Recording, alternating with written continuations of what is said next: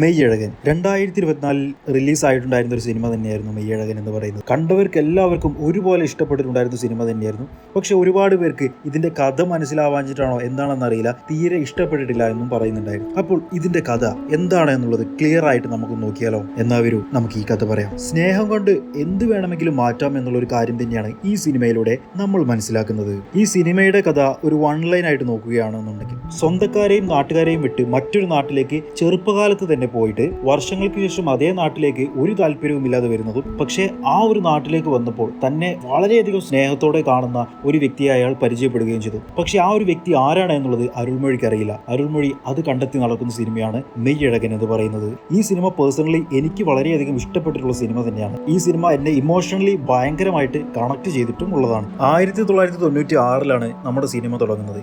അരുൾമൊഴി എന്ന് പറഞ്ഞിട്ടുള്ള ഒരു ക്യാരക്ടറിനെ തന്നെയാണ് ആദ്യം കാണിക്കുന്നത്. അരുൾമൊഴി ഒരു അമ്പലത്തിലിരുന്ന് കരയുകയാണ്. എന്തിനാണ് കരയുന്നത് എന്ന് വെച്ച് കഴിഞ്ഞാൽ, ഇവരുടെ ഫാമിലി മുഴുവൻ അവരുടെ സ്വത്ത് ഭാഗം വെച്ച് ഈ ഒരു വീടും വിറ്റിട്ട് വേറൊരു നാട്ടിലേക്ക് പോവുകയാണ്. അപ്പോൾ തന്റെ നാടും തന്റെ നാട്ടുകാരും തന്റെ കൂട്ടുകാരും എല്ലാവരെയും വിട്ടുകൊണ്ടാണ് അരുൾമൊഴി പുറത്തേക്ക് പോകുന്നത്. അതിന്റെ ഒരു സങ്കടം തന്നെയാണ് അരുൾമൊഴി ആ അമ്പലത്തിലിരുന്ന് കരയുന്നത്. അരുൾമൊഴിക്ക് വളരെ പ്രിയപ്പെട്ട ഒരു ആനയും ആ ഒരു അമ്പലത്തിൽ ഉണ്ടായിരുന്നു. അരുൾമൊഴിയുടെ ചെറിയച്ഛന്റെ മകളുണ്ട്, അതായത് അരുൾമൊഴിയുടെ അനിയത്തിയായിട്ട് തന്നെ വരും. ഈ ഒരു അനിയത്തിയെ സ്കൂളിലേക്ക് കൊണ്ടുപോകുന്നതും സ്കൂളിൽ നിന്നും കൊണ്ടുവരുന്നതും വളരെയധികം ലാളനയോട് നോക്കുന്നതും എല്ലാം തന്നെ അരുൾമൊഴി തന്നെയായിരുന്നു. അങ്ങനെ അരുൾമൊഴി നാട് വിട്ടു പോകുന്ന സമയത്ത് ആ ഒരു കുട്ടി പറയുന്നുണ്ട്, ഞാനും നിങ്ങളുടെ കൂടെ ചെന്നൈയിലേക്ക് വരാം, ഞാനും അവിടെ താമസിച്ചോളാം, നിങ്ങളുടെ കൂടെ തന്നെ ഞാൻ നിന്നോളാം എന്നെല്ലാം തന്നെ പറയുന്നുണ്ട്. പക്ഷെ അരുൾമൊഴി അതൊന്നും തന്നെ സമ്മതിക്കുന്നില്ല. വേറെ ആർക്കും അറിയാതെ അങ്ങനെ അവർ ആ രാത്രിക്ക് രാത്രി നാട് വിട്ടു പോവുകയാണ്. പക്ഷെ എല്ലാ സംഭവങ്ങളും കൊണ്ടുപോകുമ്പോഴും അരുൾമൊഴി ഒരു കാര്യം മാത്രം കൊണ്ടുപോകുന്നില്ല. അത് മറ്റൊന്നുമല്ല, അരുൾമൊഴി അതുവരെ ഉപയോഗിച്ചിട്ടുണ്ടായിരുന്ന അദ്ദേഹത്തിന്റെ സൈക്കിൾ തന്നെയായിരുന്നു. ഈ ഒരു സൈക്കിൾ എന്താ ചെയ്യേണ്ടത്, കൊണ്ടുപോകുന്നുണ്ടോ എന്ന് ചോദിക്കുന്ന സമയത്ത് ആവശ്യക്കാർ ആരെങ്കിലും ഉണ്ടായിരിക്കും, അവർക്ക് കൊടുത്തോളൂ എന്ന് തന്നെയായിരുന്നു അരുൾമൊഴി പറഞ്ഞത്. അങ്ങനെ സ്വന്തം നാട് വിട്ടു പോകുമ്പോൾ കരഞ്ഞുകൊണ്ട് ആ നാട്ടിൽ പോകുന്ന അരുൾമൊഴിയെ തന്നെയായിരുന്നു തൊട്ടടുത്ത സീനിൽ നമ്മൾ കണ്ടത്. പിന്നീട് വർഷങ്ങൾക്ക് ശേഷം 2018 അരുൾമൊഴി അദ്ദേഹത്തിന്റെ അച്ഛനും ഭാര്യയും മകളുമായിട്ട് ചെന്നൈയിൽ സ്ഥിര താമസമാക്കിയിരിക്കുകയാണ്. അദ്ദേഹം 1996 ആ നാട് വിട്ടതിന് ശേഷം പിന്നീട് ഒരിക്കൽ പോലും നാട്ടിലേക്ക് തിരിച്ചു പോയിട്ടില്ല എന്നുള്ളത് ഇതിലൂടെ നമ്മൾ മനസ്സിലാക്കുന്നുണ്ട്. പക്ഷേ ഇത്രയും വർഷങ്ങൾക്കിപ്പുറം അദ്ദേഹത്തിന് വീണ്ടും ആ ഒരു നാട്ടിലേക്ക്, തഞ്ചാവൂരിലേക്ക് പോകേണ്ട ഒരു ആവശ്യം വരികയാണ്. അദ്ദേഹത്തിന്റെ ആ ഒരു അനിയത്തിയുടെ കല്യാണം വന്നിരിക്കുകയാണ്. പക്ഷെ അദ്ദേഹത്തിന് തീരെ താല്പര്യമില്ല ആ ഒരു നാട്ടിലേക്ക് പോകാൻ വേണ്ടിയിട്ട്. അപ്പോൾ ഭാര്യ ചോദിക്കുന്നുണ്ട്, സ്വന്തം നാട്ടിലേക്ക് തിരിച്ചു പോകാൻ വേണ്ടിയിട്ട് നിങ്ങൾക്ക് പേടിയാണോ എന്നുള്ളതെല്ലാം തന്നെ. അനിയത്തിയുടെ കല്യാണം ആയതുകൊണ്ട് മാത്രം ഒന്ന് കല്യാണത്തിന് പോയേക്കാം, ഗിഫ്റ്റ് കൊടുത്ത് നേരെ അനിയത്തിയെ കണ്ട് ഇപ്പോൾ തന്നെ ബസ് കയറി തിരിച്ചു വന്നേക്കാം എന്നുള്ളതും മനസ്സിൽ വെച്ചിട്ട് തന്നെയാണ് അരുൾമൊഴി ആ നാട്ടിലേക്ക് പോകാൻ വേണ്ടി പ്ലാൻ ചെയ്യുന്നത്. പക്ഷെ അരുൾമൊഴിയുടെ ഭാര്യ പറയുന്നത്, നിങ്ങളുടെ നാട്ടുകാരെയും വീട്ടുകാരെയും എല്ലാവരെയും കണ്ടിട്ട് ഒരു ദിവസം അവിടെ താമസിച്ചിട്ട് പിറ്റേ ദിവസം കല്യാണം കൂടി കൂടിയതിനു ശേഷം വരുന്നതല്ലേ നല്ലത് എന്നുള്ളതായിരുന്നു. പക്ഷെ അരുൾമൊഴി പറയുന്നത്,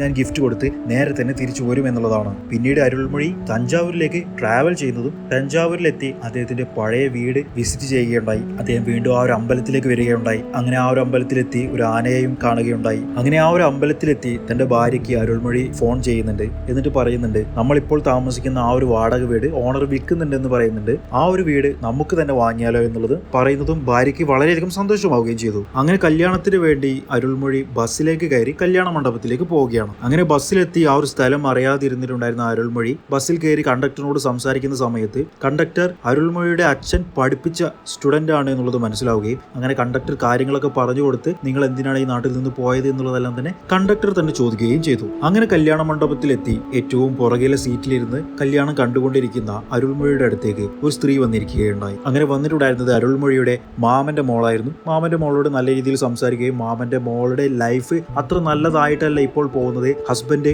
മദ്യപാനത്തിന് അടിമയാണ് എന്നുള്ളതെല്ലാം തന്നെ അരുൾമൊഴി മനസ്സിലാക്കുകയും ചെയ്തു. അതും കഴിഞ്ഞ് കുറച്ചു നേരം കഴിഞ്ഞപ്പോഴേക്കും അരുൾമൊഴിയുടെ കണ്ണ് പുറകിൽ നിന്നും ആരോ പൊത്തി പിടിച്ചിട്ടുണ്ടായിരുന്നു. ആരാണെന്ന് മനസ്സിലായോ എന്നുള്ളത് കണ്ണ് പൊത്തിയ വ്യക്തി ചോദിക്കുകയുണ്ടായി. പക്ഷെ എനിക്ക് മനസ്സിലാകുന്നേ ഇല്ല എന്നുള്ളത് പറയുകയും പിന്നീട് ആ ഒരു വ്യക്തി മുൻപിലേക്ക് വരികയും അത് നമ്മുടെ കാർത്തിയായി മാറുകയും ചെയ്തു. അങ്ങനെ മുൻപിലെത്തിയപ്പോൾ ഇപ്പോഴെങ്കിലും മനസ്സിലായോ എന്നുള്ളത് ചോദിക്കുകയും അപ്പോൾ ആ വ്യക്തിക്ക് സങ്കടമാകണ്ട എന്ന് വിചാരിച്ചിട്ട് അരുൾമൊഴി എനിക്ക് മനസ്സിലായിട്ടുണ്ട് എന്നുള്ളത് പറയുകയും ചെയ്തു. അപ്പോൾ തന്നെ കാർത്തിയുടെ ക്യാരക്ടർ പറയുന്നുണ്ട്, ഇനി ഏട്ടൻ മനസ്സിലായിട്ടില്ല എന്നാണ് പറയുന്നത് എന്നുണ്ടെങ്കിൽ അപ്പം തന്നെ ഞാൻ ഇവിടുന്ന് ഇറങ്ങി പോകാൻ വേണ്ടി നിൽക്കുകയാണ് എന്നുള്ളതായിരുന്നു. പിന്നീട് ഓരോരോ സീനിലും കാർത്തിയുടെ ക്യാരക്ടർ ഓരോരോ പഴയ കാര്യങ്ങൾ പറഞ്ഞ് അരുൾമൊഴിയെ ആ പഴയ ഓർമ്മകളെല്ലാം തന്നെ കൊണ്ടുവരുത്താൻ വേണ്ടിയിട്ടായിരുന്നു നോക്കിയിട്ടുണ്ടായിരുന്നത്. അതെല്ലാം തന്നെ മനസ്സിലായ രീതിയിൽ തന്നെയായിരുന്നു അരുൾമൊഴി അവിടെ ബിഹേവ് ചെയ്തത്. അങ്ങനെ ആരാണ് ആ ഒരു വ്യക്തി എന്നുള്ളത് മനസ്സിലാവാതെ അരുൾമൊഴി കൺഫ്യൂഷൻ അടിച്ച് നിൽക്കുന്ന സമയത്താണ് അരുൾമൊഴിയുടെ മാമൻ അവിടേക്ക് വന്നിട്ടുണ്ടായിരുന്നത്. അങ്ങനെ മാമനുമായിട്ട് സംസാരിക്കുമ്പോൾ താൻ തിരിച്ചു വന്നത് തന്റെ പെങ്ങളുടെ കല്യാണം കൂടാൻ വേണ്ടിയിട്ടാണ് എന്നുള്ളത് അരുൾമൊഴി പറഞ്ഞു. എങ്ങനെയെങ്കിലും ഈ ഒരു വ്യക്തി ആരാണെന്നുള്ളത് അരുൾമൊഴിക്ക് അറിഞ്ഞേ മതിയാവുകയും ആലോചിക്കുകയുള്ളൂ. തന്റെ മാമനോട് ചോദിക്കാൻ വേണ്ടി പോയിട്ടുണ്ടായിരുന്നു. പക്ഷെ അപ്പോൾ തന്നെ കാർത്തിയുടെ ക്യാരക്ടർ വീണ്ടും അവിടേക്ക് വരികയുണ്ടായി. തനിക്ക് ആ ഒരു കാര്യം ചോദിക്കാൻ വേണ്ടിയിട്ടുള്ള അവസരം പോലും കാർത്തി കൊടുത്തിട്ടില്ലായിരുന്നു. അത്രത്തോളം സ്നേഹം കൊണ്ട് വീർപ്പ് മുട്ടിക്കുകയായിരുന്നു കാർത്തിയുടെ ക്യാരക്ടർ. പിന്നീട് അനിയത്തിയുടെ അടുത്തേക്ക് അരുൾമൊഴി കയറുകയുണ്ടായി. അരുൾമൊഴി ഒരു ഗിഫ്റ്റും കൊണ്ടായിരുന്നു വന്നിട്ടുണ്ടായിരുന്നത്. അനിയത്തിക്ക് വളരെയധികം സന്തോഷമായിട്ടുണ്ടായിരുന്നു തന്റെ ഏട്ടൻ തന്നെ കാണാൻ വേണ്ടിയിട്ട് ഇത്രയും വർഷങ്ങൾക്ക് ശേഷം തന്റെ നാട്ടിലേക്ക് തിരിച്ചു വന്നതിനെ തുടർന്ന്. അങ്ങനെ അനിയത്തി പറയുകയുണ്ടായി, ഈ ഗിഫ്റ്റുകളെല്ലാം തന്നെ കൊണ്ടുവന്നത് എനിക്ക് വേണ്ടിയിട്ടാണോ എന്നുള്ളത്. അപ്പോൾ അനിയത്തി ഭർത്താവിനായിട്ട് കാണിച്ചു കൊടുക്കുകയുണ്ടായി ഏട്ടനെ. അപ്പോൾ ഭർത്താവ് പറഞ്ഞു, ഒരുപാട് തവണ ഞാൻ കേട്ടിട്ടുണ്ട് അനിയത്തിയുടെ എല്ലാവിധ സംസാരങ്ങളിലും ചേട്ടന്റെ പേര് തന്നെയാണ് എപ്പോഴും വരാറുള്ളത് എന്നെല്ലാം തന്നെ അരുൾമൊഴിയോട് പറഞ്ഞു. അങ്ങനെ അരുൾമൊഴി കൊണ്ടുവന്ന ആ ഒരു ഗിഫ്റ്റ് എന്താണ് അതിലുള്ളത് എന്നുള്ളത് അനിയത്തി ചോദിക്കുകയുണ്ടായി. അപ്പോൾ അനിയത്തിക്ക് ഇഷ്ടപ്പെട്ടതും എനിക്ക് ഇഷ്ടപ്പെട്ടതുമായിട്ടുള്ള കാര്യങ്ങളാണ് എന്നുള്ളത് അരുൾമൊഴി പറഞ്ഞു. അപ്പോൾ ഞാൻ ഇതിപ്പോൾ തന്നെ തുറക്കട്ടെ എന്നുള്ളത് അനിയത്തി ചോദിച്ചു. ഇപ്പോൾ ഒരുപാട് പേര് കാത്തിരിക്കുന്നില്ലേ, ഇപ്പോൾ തന്നെ തുറക്കണോ എന്നുള്ളത് ചോദിച്ചപ്പോൾ എനിക്ക് വേണം, എനിക്ക് കാണണം, എന്റെ ഏട്ടൻ എനിക്കായി കൊണ്ടുവന്ന കാര്യങ്ങൾ എന്തൊക്കെയാണെന്ന് എനിക്കറിയണമെന്ന് പറഞ്ഞ് അനിയത്തി അപ്പോൾ തന്നെ എല്ലാവരുടെയും മുൻപിൽ വെച്ച് ആ ഒരു ഗിഫ്റ്റ് തുറക്കുകയുണ്ടായി. അത് തുറന്നപ്പോൾ വള, മാല, പാദസരം അങ്ങനെയുള്ള കാര്യങ്ങൾ കണ്ടു. അത് അപ്പോൾ തന്നെ അരുൾമൊഴി തന്റെ അനിയത്തിക്ക് ആ ഒരു സ്റ്റേജിൽ വെച്ച് ഇട്ടുകൊടുക്കുകയുണ്ടായി. എല്ലാവരെയും ഇമോഷണലി ഭയങ്കരമായിട്ട് കണക്ട് ചെയ്തിട്ടുണ്ടായിരുന്ന ഒരു സ്കീം തന്നെയായിരുന്നു അത്.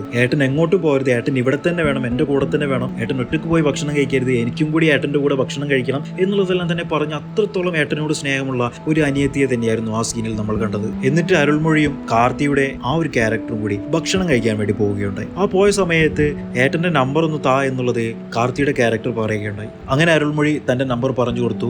അപ്പോൾ കാർത്തിയുടെ ക്യാരക്ടർ പറഞ്ഞു, എന്റെ നമ്പർ ഏട്ടനെ അറിയണ്ടേ എന്ന് പറഞ്ഞിട്ട് ഒരു കാർഡിൽ തന്റെ നമ്പർ എഴുതിയിട്ട് അരുൾമൊഴിയുടെ പേഴ്സിൽ വെക്കുകയുണ്ടായി. അങ്ങനെ ഇവർ ഭക്ഷണം കഴിക്കുന്ന സമയത്ത് അരുൾമൊഴിയുടെ അച്ഛന്റെ കയ്യിൽ നിന്നും ആ ഒരു വീട് വാങ്ങിയിട്ടുണ്ടായിരുന്നവരെ അവിടെ കാണുകയുണ്ടായി. അരുൾമൊഴിക്ക് അപ്പോൾ തന്നെ ഒരു അൺകംഫർട്ടായിട്ട് അവിടെ നിന്ന് പോയാലോ എന്ന് ചോദിക്കുകയുണ്ടായി. പക്ഷെ കാർത്തിയുടെ ആ ഒരു സ്നേഹക്കുട്ടൻ ക്യാരക്ടർ അവിടെ നിന്നും ഇപ്പോൾ പോകണ്ട എന്നുള്ളത് പറയുകയുണ്ടായി. അങ്ങനെ അവർ അവിടെ നിന്നും ഭക്ഷണം കഴിച്ചു. കാർത്തിയോട് ഇനി സംസാരിക്കരുത് എന്ന് പറയുകയുണ്ടായി. കാരണം കാർത്തിയുടെ സംസാരം അത്രത്തോളം അരുൾമൊഴിയെ ദേഷ്യം പിടിപ്പിച്ചിട്ടുണ്ടായിരുന്നു. ഭക്ഷണത്തിന് ശേഷം കാർത്തിയുടെ ക്യാരക്ടർ പറയുകയുണ്ടായി, 10 മണിക്കാണ് നാട്ടിലേക്കുള്ള അവസാനത്തെ ബസ്, അതിന് ഞാൻ തന്നെ കൊണ്ടാക്കി തരാമെന്ന്. ആ സമയത്തായിരുന്നു അരുൾമൊഴിക്ക് തന്റെ ഭാര്യയുടെ കോൾ വന്നിട്ടുണ്ടായിരുന്നത്. ഭാര്യയോട് സംസാരിച്ചിരിക്കുന്നതിന്റെ സമയത്ത് കാർത്തി അവിടെ വന്നുകൊണ്ട്, ആരാണ് സംസാരിക്കുന്നത്, ചേച്ചിയാണ്, ചേച്ചിയോട് എനിക്ക് സംസാരിക്കണമെന്ന് പറഞ്ഞുകൊണ്ട് കാർത്തിയുടെ ക്യാരക്ടർ സംസാരിക്കുകയുണ്ടായി. അത് കഴിഞ്ഞ് അരുൾമൊഴിക്ക് ആ ഫോൺ കൊടുത്തപ്പോൾ അരുൾമൊഴിയുടെ ഭാര്യ ചോദിച്ചു, ആരാണ് എന്നായിട്ട് ഇപ്പോൾ സംസാരിച്ചത്? അപ്പോൾ അരുൾമൊഴി പറഞ്ഞു, എനിക്കും അറിയില്ല ആരാണ് സംസാരിച്ചത് എന്നുള്ളത്. എന്നോട് വളരെയധികം സ്നേഹം കാണിക്കുന്നുണ്ട്, പക്ഷെ അവൻ ആരാണ് എന്നുള്ളത് എനിക്ക് മനസ്സിലാകുന്നില്ല. ഇനിയും അവനോട് പേര് ചോദിച്ചു കഴിഞ്ഞാൽ അവന് വളരെ സങ്കടമാവും, അതുകൊണ്ട് ഞാൻ ചോദിക്കുന്നില്ല എന്നുള്ളത് അരുൾമൊഴി പറഞ്ഞു. അരുൾമൊഴി പോകുന്നത് കൊണ്ട് മാമനും കാർത്തിക്കും വളരെ സങ്കടമായിരുന്നു. ഇനി ഒരു തവണ കൂടി ഞങ്ങളെ കാണാൻ എപ്പോഴെങ്കിലും വന്നൂടെ എന്നെല്ലാം തന്നെ ചോദിക്കുകയുണ്ടായി. അങ്ങനെ കാർത്തി അരുൾമൊഴിയെ കൊണ്ട് ബസ് സ്റ്റാൻഡിൽ ഡ്രോപ്പ് ചെയ്യാൻ വേണ്ടി പോവുകയായിരുന്നു. പോകുന്ന സമയത്ത് പഴയ ഒരുപാട് കാര്യങ്ങളെല്ലാം തന്നെ കാർത്തി വീണ്ടും അരുൾമൊഴിയെ ഓർമ്മിപ്പിക്കുകയുണ്ടായി. പോകുന്ന വഴിക്ക് നല്ലൊരു ചായ കിട്ടുന്ന സ്പോട്ട് ഉണ്ട് എന്ന് പറഞ്ഞിട്ട് ഒരു ചായക്കടയിൽ കൊണ്ട് അരുൾമൊഴിയെ കയറ്റുകയുണ്ടായി. എനിക്ക് ചായ വേണ്ട, എനിക്ക് ബസ് മതി എന്നുള്ളത് അരുൾമൊഴി പറഞ്ഞെങ്കിലും കാർത്തി അതൊന്നും കേട്ടില്ല. നല്ലൊരു ചായ കാർത്തി അരുൾമൊഴിക്ക് വാങ്ങിക്കൊടുക്കുകയുണ്ടായി. പക്ഷേ ആ ഒരു ബസ് സ്റ്റാൻഡിൽ എത്തിയതിനു ശേഷമാണ് കാർത്തി മനസ്സിലാക്കിയിട്ടുണ്ടായിരുന്നത് ബസ് 9 മണിക്കായിരുന്നു ലാസ്റ്റ് ബസ് ഉണ്ടായിരുന്നത്. ആ ബസ് പോയി കഴിഞ്ഞു, ഇനി അടുത്ത ബസ് ഉള്ളത് നാളെയാണ് എന്നുള്ളത്. അരുൾമൊഴിക്ക് അതോടുകൂടി വളരെയധികം ദേഷ്യം പിടിച്ചു. കാർത്തിയോട് നല്ല രീതിയിൽ അരിശം പിടിച്ച് സംസാരിക്കുന്നു അരുൾമൊഴി. തനിക്ക് ഇന്ന് രാത്രി തങ്ങാൻ വേണ്ടിയിട്ട് ഒരു ലോഡ്ജ് റെഡിയാക്കി തരണം എന്നുള്ളത് കാർത്തിയോട് പറയുകയുണ്ടായി. കാർത്തി പറഞ്ഞു, എന്തിനാണ് ലോഡ്ജ്, നമ്മുടെ വീടുണ്ടല്ലോ എന്നുള്ളത്, നീ ഇനി ഒന്നും മിണ്ടണ്ട, ഇന്ന് എനിക്ക് ലോഡ്ജ് മാത്രം മതി എന്നുള്ളത് കാർത്തിയോട് പറഞ്ഞു. അപ്പോൾ കാർത്തി പറഞ്ഞു, ഇവിടുത്തെ ലോഡ്ജിനൊന്നും തന്നെ തീരെ വൃത്തി ഉണ്ടാകില്ല എന്നുള്ളത്.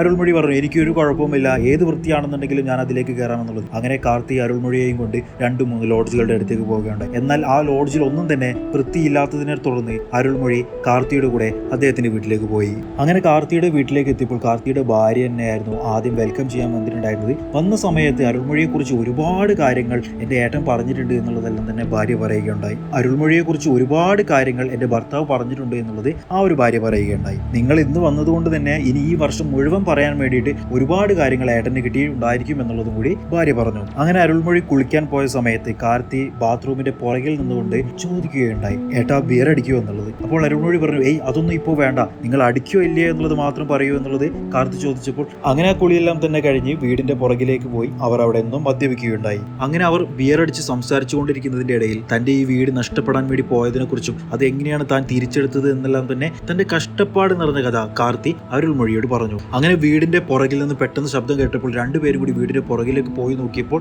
അവിടെ ഒരു കാളയെ വളർത്തുന്നത് അരുൾമൊഴി കണ്ടു. ജല്ലിക്കെട്ടിന് വേണ്ടിയിട്ടായിരുന്നു കാളയെ വളർത്തിയിട്ടുണ്ടായിരുന്നത്. പക്ഷെ ഒരു സമയത്ത് ജല്ലിക്കെട്ട് അവിടെ നിരോധിക്കുകയും അപ്പോൾ എങ്ങനെയാണ് പിന്നീട് ആ കാളയെ താൻ സ്വന്തമാക്കിയത്, താൻ എങ്ങനെയാണ് വളർത്തിയെടുത്തത് എന്നുള്ള കഥകളായിരുന്നു കാർത്തിയുടെ ക്യാരക്ടർ അവിടെ പറഞ്ഞു. അങ്ങനെ ആ കഥകളെല്ലാം തന്നെ പറഞ്ഞു കഴിഞ്ഞതിന് ശേഷമായിരുന്നു അരുൾമൊഴി അരുൾമൊഴിയോട് പഴയ ഒരു കാര്യം കാർത്തി പറഞ്ഞിട്ടുണ്ടായിരുന്നത്. പണ്ട് നിങ്ങൾ ഇവിടെ നിന്നും പോയ സമയത്ത് ഒരു സൈക്കിൾ ഉണ്ടായിരുന്നല്ലോ, ആ സൈക്കിൾ എന്ത് ചെയ്തു എന്നുള്ളത് ഓർമ്മയുണ്ടോ എന്ന് ചോദിച്ചു. അരുൾമൊഴി അപ്പോൾ പറഞ്ഞു, അത് ആവശ്യമുള്ളവർക്ക് ആർക്കെങ്കിലും കൊടുത്താൽ മതി എന്നുള്ളത് ഞാൻ പറയുകയുണ്ടായി. അപ്പോൾ കാർത്തി അദ്ദേഹത്തിനായിരുന്നു ആ ഒരു സൈക്കിൾ കിട്ടിയിട്ടുണ്ടായിരുന്നത്. തന്റെ അച്ഛൻ ആ ഒരു സൈക്കിൾ തനിക്ക് കൊണ്ടുവന്ന് തന്നപ്പോൾ അത് തനിക്ക് കിട്ടിയിട്ടുണ്ടായിരുന്ന ഒരു നിധിയായിരുന്നു.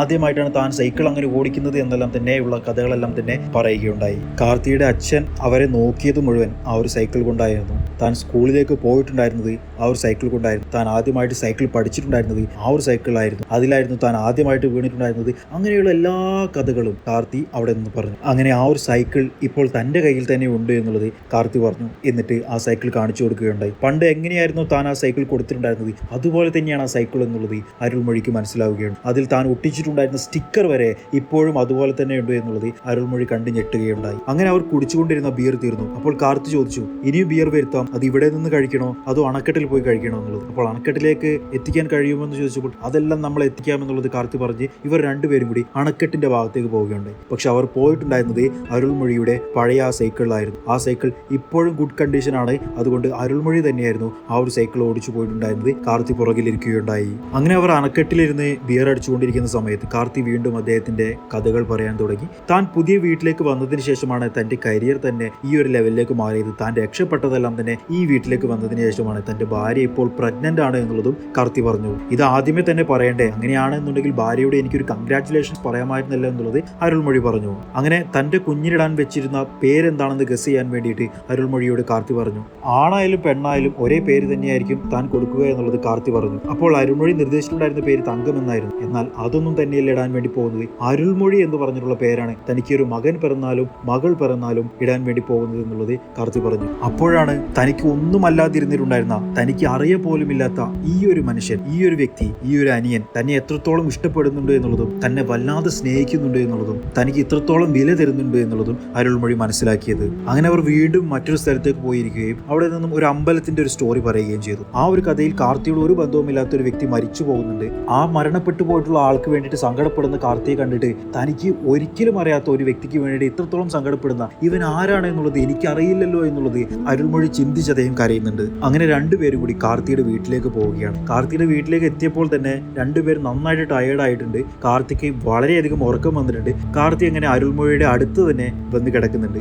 ആ അബോധാവസ്ഥയിൽ നിൽക്കുന്ന സമയത്ത് കാർത്തി പറയുന്നുണ്ട്, നിങ്ങൾ ഇതുവരെ എൻ്റെ പേര് വിളിച്ചിട്ടില്ലല്ലോ, നാളെ രാവിലെ എന്നെയും എൻ്റെ ഭാര്യയെയും നിങ്ങൾ പേര് വിളിച്ചിട്ടൊന്ന് സംസാരിക്കണം എന്നുള്ളത് എൻ്റെ വലിയ ആഗ്രഹമാണ്, നാളെ നിങ്ങൾ അത് ചെയ്തു തരണേ എന്നെല്ലാം തന്നെ പറഞ്ഞിട്ട് ആ അബോധാവസ്ഥയിൽ നിന്നും വീണ്ടും ഉറക്കത്തിലേക്ക് പോകുന്ന കാർത്തിയെ നമ്മൾ കണ്ടു. പക്ഷെ കാർത്തിയുടെ പേരെന്താണെന്നുള്ളത് അരുൾമൊഴിക്ക് എത്ര ആലോചിച്ചിട്ടും മനസ്സിലാകുന്നില്ല. അവിടെയുള്ള എല്ലാ ഫോട്ടോസും അവിടെയുള്ള എല്ലാ ഡോക്യുമെന്റ്സും പരതി തപ്പിയിട്ടും അരുൾമൊഴിക്ക് ഇത് ആരാണ് എന്നുള്ളത് അറിയില്ലായിരുന്നു. അരുൾമൊഴി എന്ന തൻ്റെ പേര് കുട്ടിക്കിടാൻ വേണ്ടി വെച്ചിരുന്ന ഒരു വ്യക്തി, തന്നോട് ഇത്രത്തോളം സ്നേഹമുള്ള ഒരു വ്യക്തി, തന്നോട് ഇത്രത്തോളം അനുകമ്പയുള്ള ഒരു വ്യക്തി, തന്നെ ഇത്രത്തോളം ഇഷ്ടപ്പെടുന്ന ഒരു വ്യക്തി, ഈ ഒരു വ്യക്തി ആരാണെന്നുള്ളത് തനിക്ക് അറിയില്ലല്ലോ എന്ന് പറഞ്ഞിട്ട് കരഞ്ഞ് അവിടെ നിന്നും ഇറങ്ങിപ്പോകുന്ന അരുൾമൊഴിയായിരുന്നു നമ്മൾ കണ്ടത്. അങ്ങനെ അരുൾമൊഴി അവിടെ നിന്നും ആരോടും പറയാതെ മുങ്ങുകയാണ്. ആ മുങ്ങുന്ന സമയത്തും കാർത്തിയുടെ ചെരുപ്പിട്ടിട്ടായിരുന്നു അരുൾമൊഴി പോയിട്ടുണ്ടായിരുന്നത്. അദ്ദേഹം അതുപോലും ശ്രദ്ധിക്കാതെ ഇത്രയും ടെൻഷൻ അടിച്ചുകൊണ്ടായിരുന്നു അവിടെ നിന്ന് പോയത്. അങ്ങനെ അരുൾമൊഴി ഒരു അമ്പലത്തിന് മുൻപിലേക്ക് എത്തി. അവിടെ ഒരു പൂ വിൽക്കുന്ന ചേച്ചി ഉണ്ടായിരുന്നു. ആ ചേച്ചിയോട് അടുത്ത ബസ് എപ്പോഴാണെന്ന് ചോദിക്കുകയുണ്ടായി. എങ്ങോട്ടാണെങ്കിലും കുഴപ്പമില്ല, അടുത്ത ബസ് എപ്പോഴാണെന്ന് അറിഞ്ഞാൽ മതി,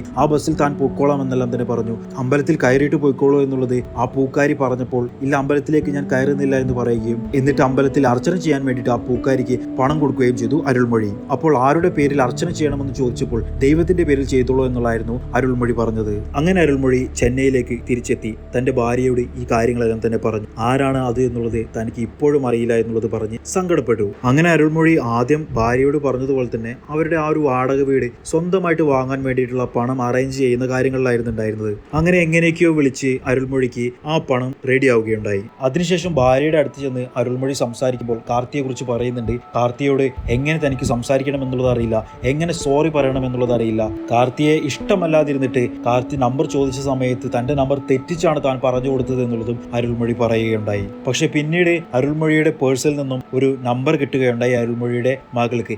ഇത് കാർത്തിയുടെ നമ്പറാണെന്ന് മനസ്സിലാവുകയും കാർത്തിയെ വിളിക്കാൻ തനിക്ക് കഴിയില്ല, തനിക്ക് അതിനുള്ള ധൈര്യമില്ല എന്നുള്ളത് അരുൾമൊഴി പറഞ്ഞു. അപ്പോൾ മകൾ തന്റെ ഫ്രണ്ടിന് വിളിക്കാൻ എന്ന പേരിൽ അച്ഛന്റെ ഫോൺ എടുത്ത് കാർത്തിയുടെ നമ്പറിലേക്ക് ഡയൽ ചെയ്യുകയുണ്ടായി. എന്നിട്ട് അരുൾമൊഴിക്ക് ഫോൺ കൊടുത്തു. അരുൾമൊഴി അങ്ങനെ സംസാരിച്ച് കാര്യം പറഞ്ഞു. ഞാനാണ്, അരുൾമൊഴിയാണ്, ചെന്നൈയിൽ നിന്നാണ് വിളിക്കുന്നത് എന്ന് പറഞ്ഞപ്പോൾ ഏട്ടാ നിങ്ങൾ എപ്പോൾ എപ്പോഴാണ് പോയത്? നിങ്ങളെ ഞാൻ ഒരുപാട് തവണ വിളിച്ചിട്ടുണ്ടായിരുന്നു, പക്ഷെ വേറെ ആരോ ആണ് ഫോൺ എടുക്കുന്നത് എന്നെല്ലാം തന്നെ കാർത്തി പറഞ്ഞു. അപ്പോൾ അരുൾമൊഴി പറഞ്ഞു, എന്റെ നമ്പർ ഞാൻ മാറ്റി പറഞ്ഞതാണ് എന്നുള്ളത്. അപ്പോൾ കാർത്തി, നിങ്ങൾ എങ്ങനെ മാറ്റി പറയാനാ? നിങ്ങൾ മാറ്റി പറയുന്നില്ല, ഞാൻ എന്തോ മണ്ടത്തരത്തിന് വേറെ നമ്പർ എഴുതിയെടുത്തതായിരിക്കും, അത് എന്റെ തെറ്റാണ് എന്ന് പറഞ്ഞുകൊണ്ട് ആ തെറ്റും കാർത്തി തന്നെ ഏറ്റെടുക്കുന്നതായിരുന്നു കണ്ടത്.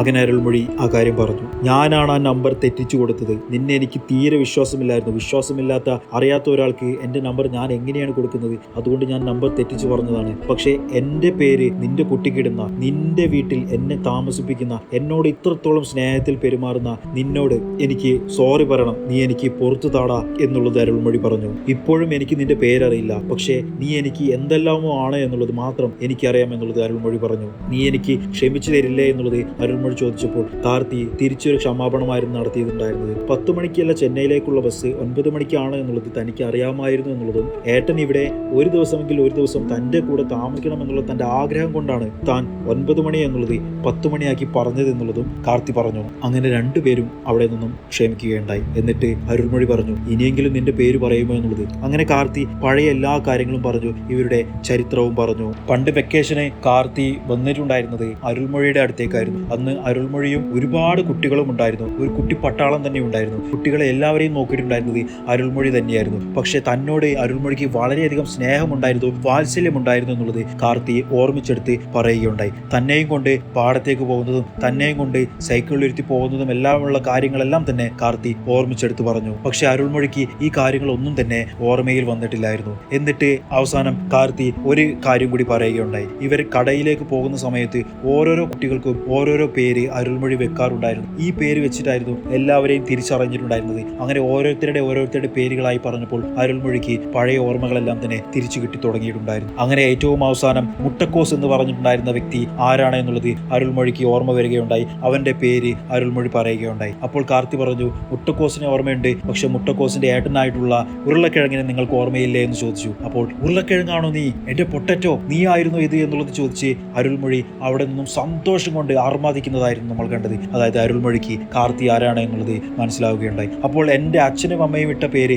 എന്താണ് എന്നുള്ളത് ചേട്ടൻ പറയോ എന്നുള്ളത് കാർത്തി പറഞ്ഞു. അപ്പോൾ പറഞ്ഞു, എനിക്ക് മനസ്സിലായിട്ടുണ്ട്, പക്ഷെ ഞാൻ ഇപ്പോൾ പറയില്ല എന്ന് പറഞ്ഞുകൊണ്ട് ആ ഫോൺ കട്ട് ചെയ്തു. അങ്ങനെ അരുൾമൊഴി നേരെ കാർത്തിയുടെ നാട്ടിലേക്ക് പോകുന്നതായിരുന്നു പിന്നീട് നമ്മൾ കണ്ടത്. ആ അമ്പലത്തിന്റെ മുൻപിലെത്തി ആ പൂക്കാരിയോട് ഒരു അർച്ചന കൂടി ചെയ്യാൻ വേണ്ടി പറഞ്ഞു. എന്നിട്ട് അരുൾമൊഴി കാർത്തിയുടെ ഒറിജിനൽ നെയിം പൂക്കാരിയോട് പറയുകയുണ്ടായി. അത് പക്ഷേ നമ്മൾ കേൾക്കുന്നില്ല. പിന്നീട് സിനിമയുടെ ക്ലൈമാക്സ് രംഗത്ത് അരുൾമൊഴി കാർത്തിയുടെ വീടിന്റെ മുൻപിലെത്തി ഓടിച്ചെന്ന്, പൊട്ടറ്റോ ഡോർ തുറക്കടാ, ഞാൻ വന്നിട്ടുണ്ട് എന്ന് പറഞ്ഞു. പക്ഷെ ആരും ഡോർ തുറക്കുന്നില്ല. അങ്ങനെ ഒരുപാട് ഡോർ തട്ടലിന് ശേഷം അരുൾമൊഴി പേരെടുത്ത് വിളിക്കുകയുണ്ടായി, മെയ്യഴക ഡോർ തുറക്കടാ എന്നുള്ളത്. അപ്പോൾ തന്നെ ഡോർ തുറന്ന് ഏട്ടാ എന്ന് വിളിക്കുന്ന കാർത്തിയുടെ ക്യാരക്ടർ, അതായത് നമ്മുടെ മെയ്യഴകനെയായിരുന്നു നമ്മൾ കണ്ടിട്ടുണ്ടായിരുന്നത്. അതായത് സിനിമയുടെ പേര് തന്നെയാണ് കാർത്തിയുടെ ക്യാരക്ടർ. മെയ്യഴകൻ എന്ന് പറഞ്ഞിട്ടുള്ള ഈ ഒരു കാര്യത്തിന് വേണ്ടിയിട്ടാണ് ഈ മുഴുവൻ സിനിമയും ഉണ്ടായിരുന്നത്. Meiyazhagan, a beautiful movie.